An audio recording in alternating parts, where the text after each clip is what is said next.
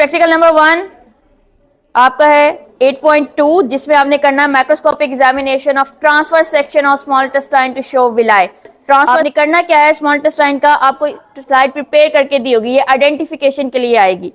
उन्होंने स्लाइड आपके small intestine को हॉरिजॉन्टली काट के उसमें से एक विलाई निकाल के उसको स्लाइड पे सेट किया होगा और आपने आइडेंटिफाई करना है कि जो सी स्लाइड आपको दिखाई जा रही है उसमें क्या चीज आपको नजर आ रही है। जैसे हमने अमीबा किया था, बैक्टीरिया की शेप की थी, इसी तरह विलाई की स्लाइड भी आएगी। आपको टेपिंग, नाम के ऊपर टेप लगा हुआ होगा, आपको नजर नहीं आएगा। आपने माइक्रोस्कोप के अंदर देख के आइडेंटिफाई करना है कि क्या चीज है और उसके बाद उसके पॉइंट ऑफ आइडेंटिफिकेशन लिख के देने हैं और उसका नाम लिख के देना है।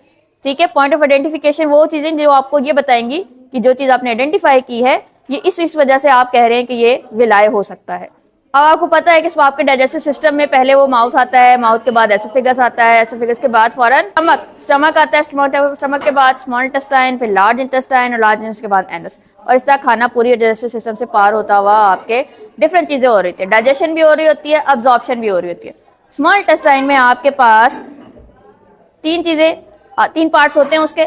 Number 1 is ileum, number 1 duodenum, second jejunum and third is ileum. तो इन तीन चीजों में से जो पहले दो पार्ट्स हैं यानी ड्यूडेनम और जिजनम में डाइजेशन होती है और इलियम में सिर्फ अब्जॉर्प्शन हुआ करती है, उसमें डाइजेशन नहीं होती है। अब उसके अंदर डिफरेंट फिंगर लाइक प्रोजेक्शंस होते हैं, उंगली की तरह के स्ट्रक्चर्स होते हैं जिसको आप विलाय कहते हैं, और उनके ऊपर हल्के हल्के धागे भी होते हैं, हेयर रहते हैं, जैसे रूट हेयर होते हैं ना, इसी तरह विलाय के ऊपर भी जो धागे होते हैं उनको आप माइक्रोविलाय कहते हैं। सो विलाय एंड माइक्रोविलाय, इन दोनों का काम ये होता है कि वो आपकी अब्जॉर्प्शन करते हैं, खाने को खून के अंदर एंटर करवा रहे होते हैं। अब एक विलाय के अंदर लैक्टील भी होता है और ब्लड कैपिलरीज भी होती हैं। ब्लड कैपिलरीज ब्लड सप्लाई करने के लिए और उसके अंदर से डाइजेशन के खाने को जो जो पार्टिकल्स हैं, कार्बोहाइड्रेट, लिपिड्स एंड प्रोटीन्स, उनको उसके अंदर एंटर करवाने के लिए होता है। लैक्टील क्या होती है, आपके लिम्फेटिक सिस्टम का पार्ट होता है जो आपके इम्यून सिस्टम से काम कर रहा होता है। यानी स्मॉल इंटेस्टाइन में अगर कोई बैक्टीरिया आ गया और उसने मरना है तो वो लैक्टील में जाके मरता है, उसको वहां जो है ना उसकी डाइजेशन की जाती है। पहले आता है डाइजेस्टिव सिस्टम, आपको पता होना चाहिए कि कौन कौन से पार्ट्स है, माउथ है, एसोफेगस है, stomach, small intestine, large intestine and anus. Small intestine उसके तीन पार्ट्स होते हैं, ड्यूडेनम, जिजनम एंड इलियम, और लास्ट में फिर उसके अंदर लास्ट वाले पार्ट में विलाय होते हैं, फिंगर लाइक प्रोजेक्शन जो आपको सामने नजर आ रहे हैं। इसी तरह आपको ये 3D व्यू है, ये इलेक्ट्रॉन माइक्रोस्कोप का व्यू है। ठीक है, ये आपको जो आज देखना है वो आपने लाइट माइक्रोस्कोप में दिखाना है और वो आपके 2D व्यू होता है। आपके विलाय के ऊपर बहुत माइन्यूट हेयर लाइक स्ट्रक्चर्स होते हैं, उनको आप माइक्रोविलाय कहते हैं। और माइक्रोविलाय के आइडेंटिफिकेशन पॉइंट्स क्या, दोनों के आइडेंटिफिकेशन पॉइंट्स अगर आपने लिखने हैं तो प्रेजेंस ऑफ ल्यूमेन, ल्यूमेन यानी वो पार्ट जहाँ से फूड ने मूव करना होता है।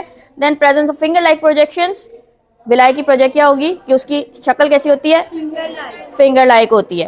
देन प्रेजेंस ऑफ एपिथेलियम यानी टॉप लेयर जो होती है किसी भी चीज की, उसको आप एपिथेलियम कहते हैं। विलाय हैज ब्लड कैपिलरीज एंड लैक्टील। हमें ये पता है, बैकग्राउंड इन्फॉर्मेशन में हमने पढ़ा या आपने चैप्टर नंबर 9 में पढ़ा था कि आपके लैक्टील के अंदर, विलाय के अंदर लैक्टील और ब्लड कैपिलरीज होते हैं। अब कंक्लूजन में आप क्या लिखेंगे, लास्ट में हमको क्या समझ आई कि विलाय क्या करता है, डाइजेशन का एरिया बढ़ाता है। अगर आपके स्मॉल इंटेस्टाइन में विलाय नहीं होंगे तो खाने को बहुत टाइम लग जाएगा डाइजेशन होने में, जो 3 घंटे में काम हो रहा है वो 6, 7, 8 घंटे में होगा। तो विलाय क्या करते हैं, वो टाइम रिड्यूस करते हैं क्योंकि उसका सरफेस एरिया यानी अब्जॉर्प्शन का एरिया बढ़ जाता है और इससे अब्जॉर्प्शन जल्दी हो जाती है। अब क्वेश्चन नंबर 1 है आपके पास, why is the small intestine so long.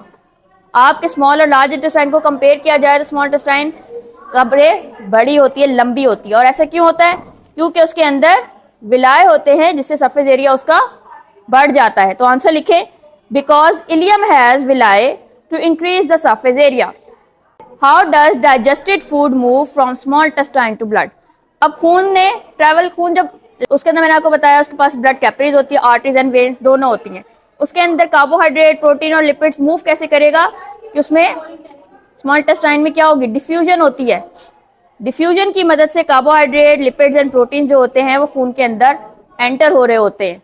तो आप लिखेंगे diffusion is the cause of food movement from the small intestine to the blood capillaries.